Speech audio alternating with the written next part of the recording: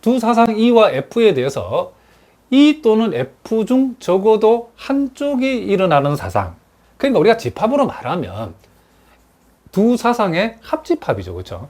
그러니까 집합 E의 원소이거나 또는 집합 F의 원소인 경우 무슨 말이겠죠? 그러니까 집합 E와 집합 F의 집합을 봤을 때는 합집합을 우리는 뭐라 한다? 합사상이라고 부르겠다. 그 다음 인터섹션 이벤트라고 주어졌는데 우리 곱사상이라고 그러죠. 이게 이번에는 두 사상 E와 F에 대해서 E와 F가 동시에 일어나는 사상. 그러니까 우리가 이걸 집합으로 봤을 때는 교집합이다 생각하면 된답니다. 그러니까 집합 E의 원소이면서 동시에 집합 F의 원소가 되는, 그러니까 이 두 집합 입장에서는 교집합에 해당되는 것을 우리가 사상에서는 뭐다? 곱사상이라고 부르겠다. 이런 얘기죠. 자, 그 다음 이제 배반사상이라는 것도 있는데 이 배반사상은 뭐냐? 두 사상 E와 F에 대해서 E와 F 중 한쪽이 일어나면 다른 쪽이 일어나지 않을 때에 우리는 E와 F는 서로 배반이라고 불러주겠다. 자, 무슨 얘기냐면 여러분들이 요거는 그림을 통해서 보면 우리가 알 수 있죠. 자, 전 사상 S가 이렇게 주어졌을 때에 자, 요것이 사상이고 만약에 요 부분이 사상 F로 하면 E와 F에는 공통 부분이 없죠. 그렇죠? 그러니까 사상 E에서 일어나는 사건은 절대로 F에서 일어나지 않고 사상 F에서 일어나는 사건은 사상 E에서 절대로 일어나지 않죠. 그렇죠? 그러니까 우리가 요걸 굳이 집합으로 표시하면 E와 F의 이 곱사상은 뭐다? 이게 공사상이 되어진다. 요렇게 여러분들이 이해를 하시면 된다는 거죠.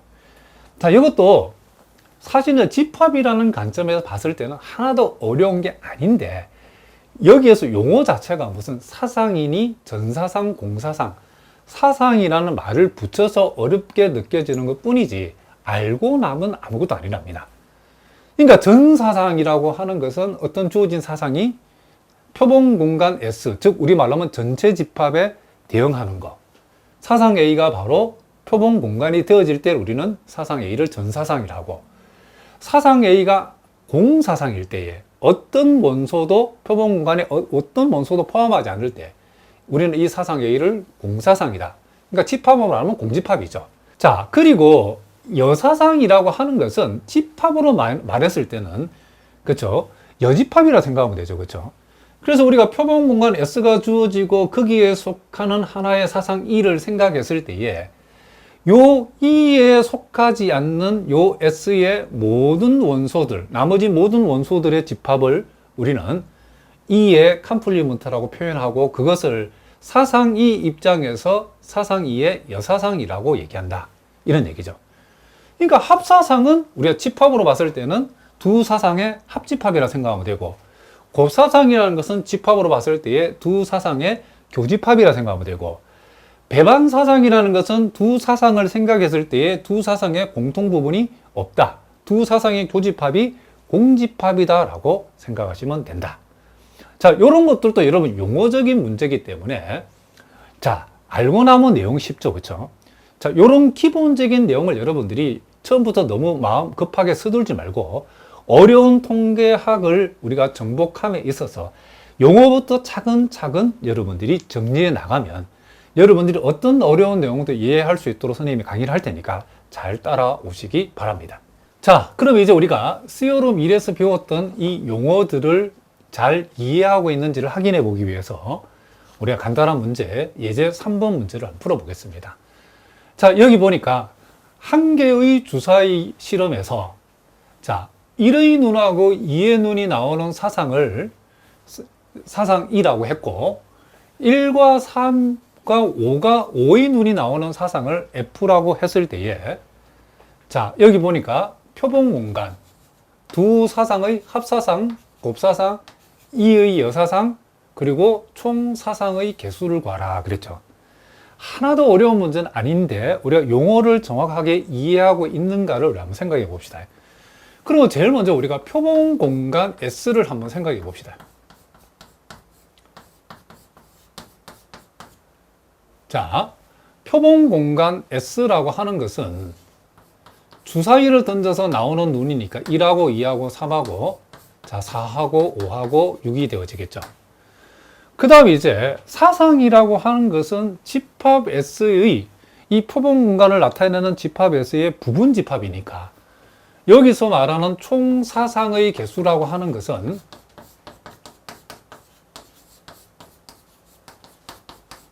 요 총 사상의 개수라는 것은 표본 공간을 나타내는 집합 S의 부분 집합수와 똑같죠, 그죠?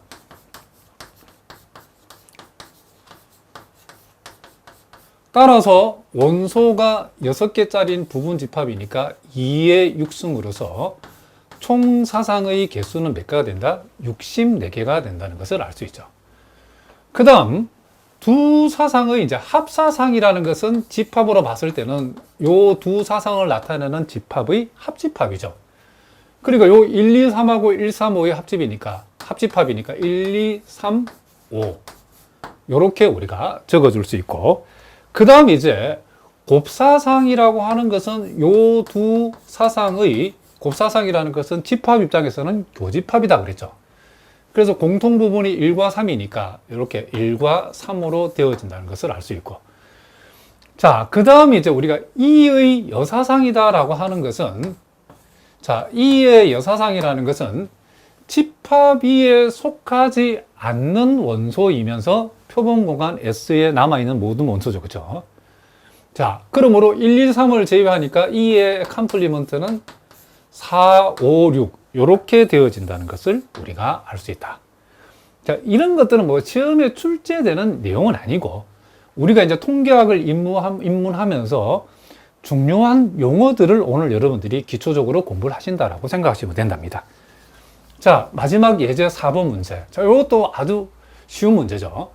한 개의 동전을 2번 던져서 앞면이 나오면 H, 뒷면이 나오면 T라고 했을 때에 표본 공간 S를 구해보자. 자, 이것도 여러분들이 용어 공부라 생각하시고 하시면 된답니다. 그러면 2번 다 앞면 나올 수 있고, 한 번만 앞면이 나오는 경우도 있을 것이고, 2번 다 뒷면이 나오는 경우도 있으니까 표본 공간 S는 이렇게 표현되어진다고 할 수 있고, 그 다음 첫 번째 던진 동전이 앞면이 나오는 사상을 2라고 하면 요 사상 2는 사상 S, 즉 표본 공간을 나타내는 전사상 S의 부분 집합인데, 동전이 첫 번째 던진 동전이 앞면이 되는 경우는 요 경우하고 요 경우죠. 그죠? 그래서 요 두 가지 경우를 가져와서 만든 부분 집합이고, 그리고 두 번째 던진 동전이 뒷면이 나오는 사상을 F라고 하면, 자, 두 번째가 뒷면이 나오는 경우는 요 경우하고 요 경우죠. 그죠? 두 번째가 뒷면이 나오는 경우니까.